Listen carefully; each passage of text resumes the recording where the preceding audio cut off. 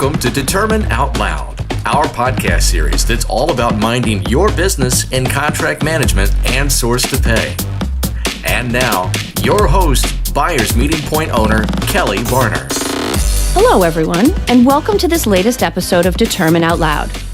Today, my guest is Kevin Turner, Senior Vice President of Customer Success at Determine. Welcome, Kevin. Thank you. So I'm catching you fresh off of Determine's user group conference in Laguna Beach.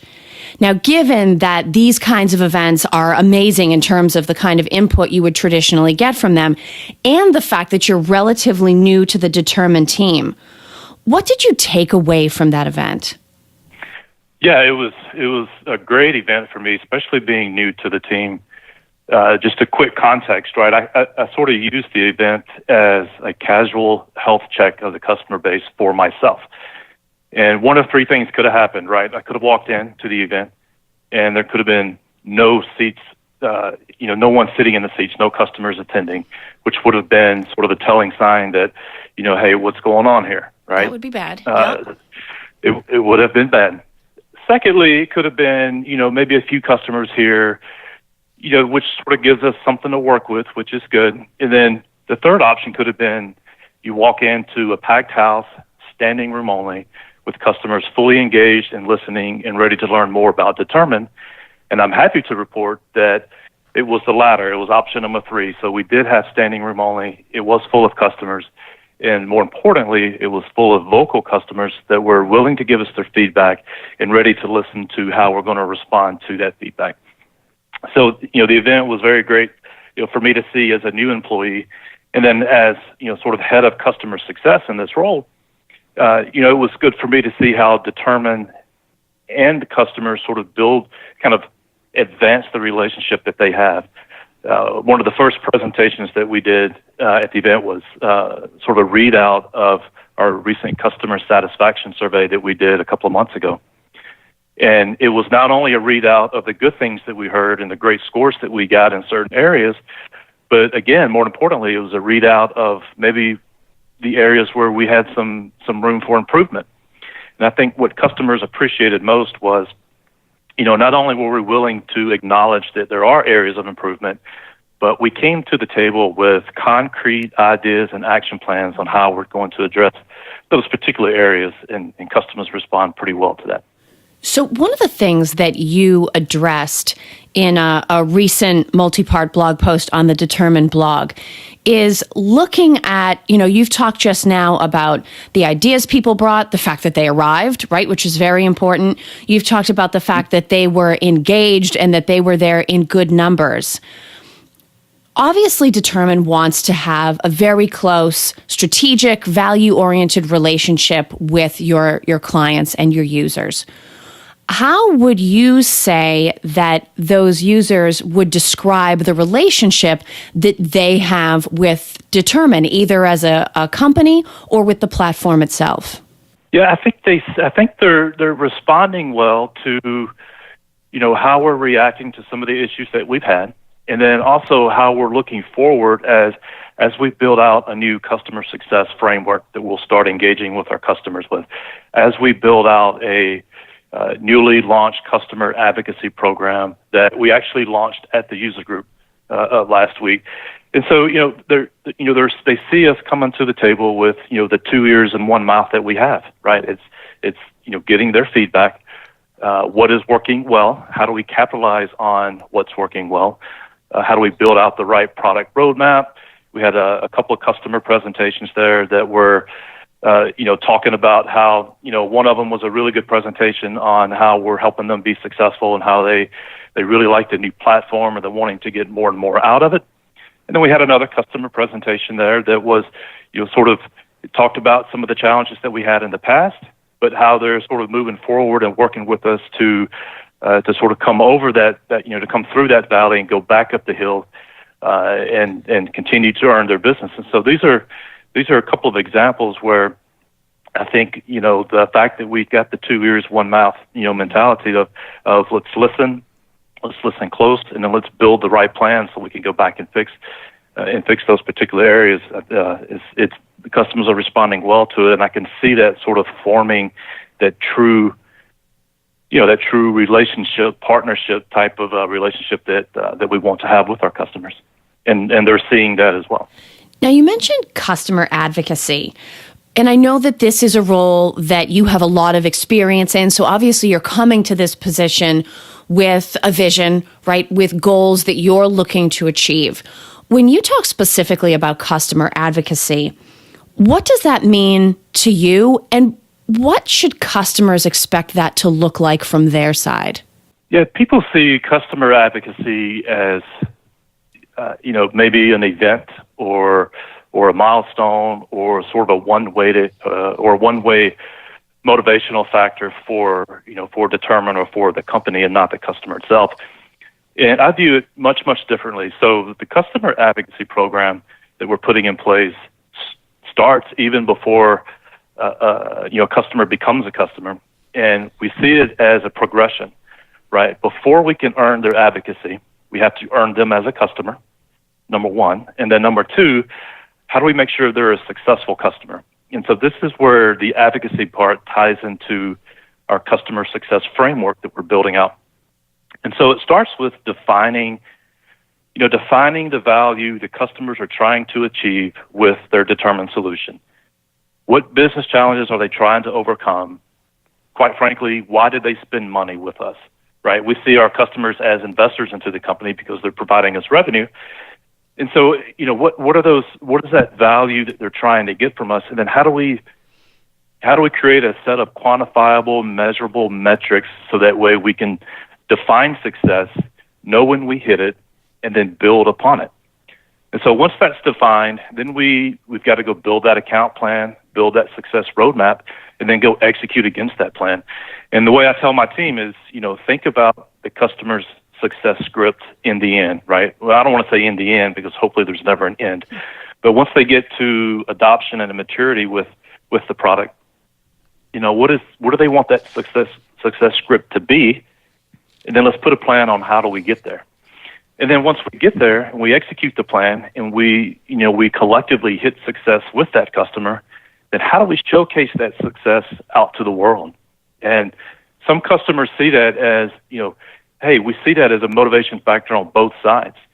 I'm just got home last night from a customer trip, visited with a couple of important customers earlier this week, and was having a conversation with one of the guys, and he told me, he said, look, he goes, I get it, because you guys are providing a technology solution that drives value for my company, because we're willing to pay you a fair price for that, because I'm also willing to go out and be, an ambassador, to be an advocate for Determine, because I want you guys to be successful, because I want to help you win new business, win new customers, because you're getting more revenue, you're building out a great company.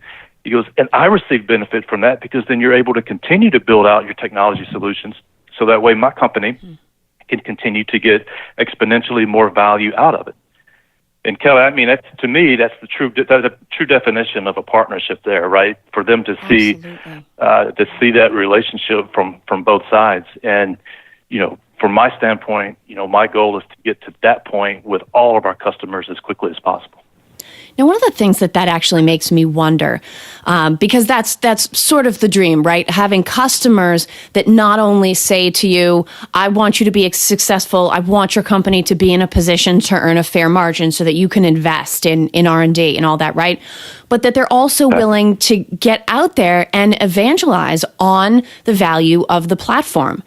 And I can't help but wonder if you think this is tied into the efforts that procurement has made more generally to be more relationship oriented with our suppliers. That in most cases, let's say 9 times out of 10, the suppliers that we're talking about are the ones that we're sourcing, we're contracting with on behalf of the business. They might be product or service providers, but either way, we're trying to make sure that if they are flagged as strategic, that we invest in building a relationship and that it not be cost-driven or transactional. Do you think that the willingness of people to engage at the conference, to go out on behalf of Determine and want the company to be successful, do you think it's maybe an indication that we're really starting to make progress in this area and that our thought process is starting to shift?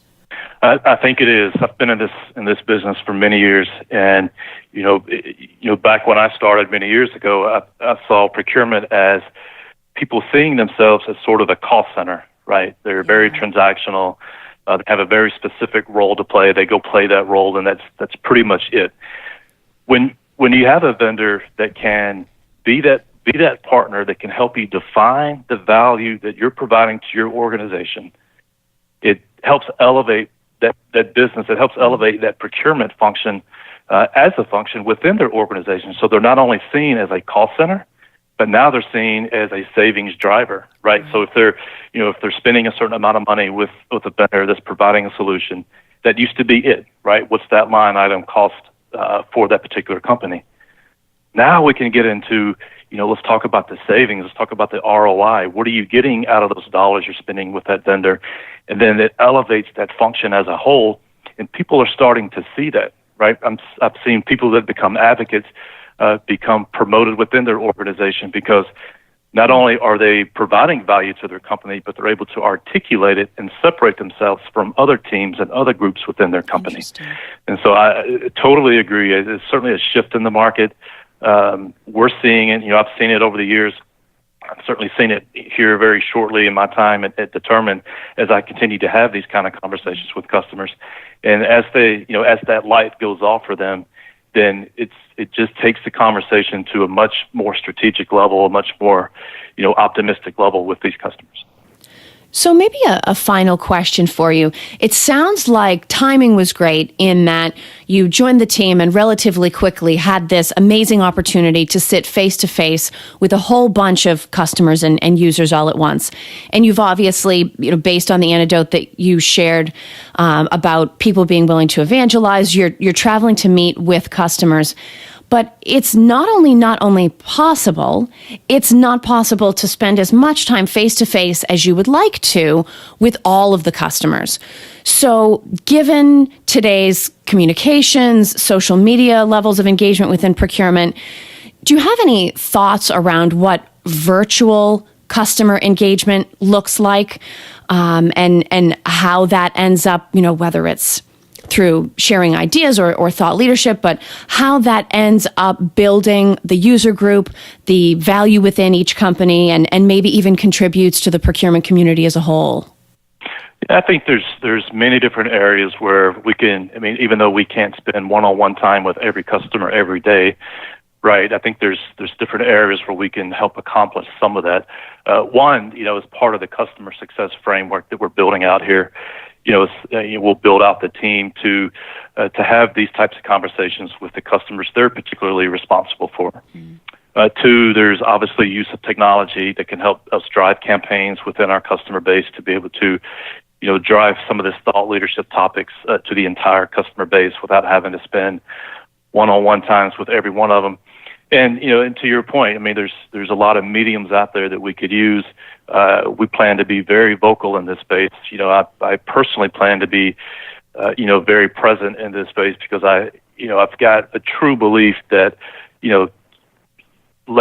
having technology help you build your business, help you drive value, and help you drive savings is a win-win for everyone involved, right? It's not a one-way street. It's a two-way street between the vendor, between the customer, and that's when I've seen companies, that they get built to become bigger, bigger, better, greater companies when you've got sort of the collective audience engaged in that same mantra. So, that's where we are today, and that's sort of our plans moving forward as well.